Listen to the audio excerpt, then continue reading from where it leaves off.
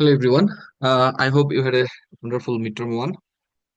Uh, so a little bit the review of midterm one before going to the contents for our midterm two. So in this video, I'm going to show you how we can calculate constant growth discount cash flow model here. Um, so we can use the Excel sheet, right, to make it easy for you. All right. So there's an annual dividend payment of dollar 1.50 per share. So let's write dividend 1.5. All right, zero is also okay. It's a mature company, but future EPS and dividends are expected to grow with inflation, which is forecasted at 3.50% per year. So we have our inflation rate 3.5. We can also calculate our dividends at 3.5, right? The growth rate at 3.50. So our growth is 3.5%, which is actually 0.035, right? 3.5%. Okay. The nominal cost of capital is 10.25%. So this is our cost of capital, our rate, which is 10.25. That means it should be 0.1025, right? Okay. So we have the information of dividend, we have the information of growth, we have the information of rate. So now we have to calculate the price. This is very straightforward, right? You know the formula, how you can calculate the price. You see?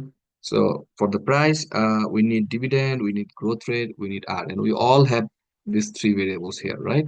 This is fantastic. I mean, it's very straightforward. You can easily calculate P here. So the formula is the dividend.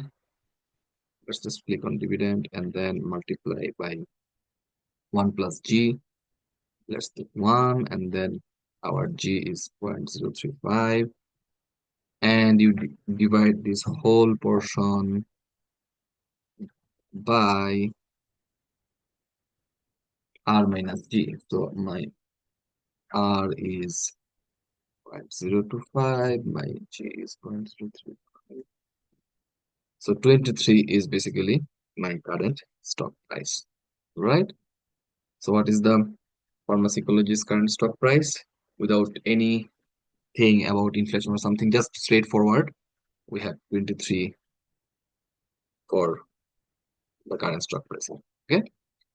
So now the question is, what happened if we consider the inflation here? Like uh, for the real discount rate. I mean, if we like exclude that part, so we need to calculate the real uh, rate instead of nominal rate, because the first one we calculate with the nominal rate, right? Like 10.25. But now we need to we have to calculate the real interest rate. So how we can get this? So there is a Fisher equation, very polar inform equation, 1 plus our real R, right? 1 plus 1 plus real.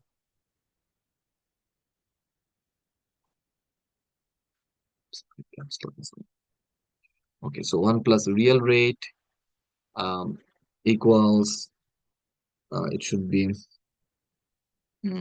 1 plus nominal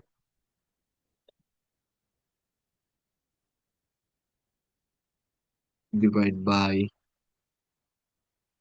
1 plus I. So I is for inflation rate. Okay, so this is the equation where we can calculate our real rate. We have nominal rate, right? We have I, our rate, which is the G, 0.035, and our nominal rate, 0.1025. So thus we can easily just changing in the left hand side and right hand side, you can get the, you just plug the values here. I can have this one. So I should be 0.035 and our nominal should be 0.1025. So our real rate, which is If you just plug the value here, you will get the value around like 6.52 or like 0.0652%. Okay, so 0.0652 is my real rate instead of my nominal rate. So now um, we have the price, because now you're using the real growth rate, right? We don't adjusting any inflation with that. So we don't need to make any adjustment here in this formula, right, for the G, because we already adjusted the real rate. So for this component 1 plus G and R minus G, we don't have to do this part because these R reflect all these things. So now we can get our P value by like our present value by our dividend, which is 1.5 divided by our real rate, which is almost like 23.001, you can say. All right. Uh, so which is also, I mean, if you do that,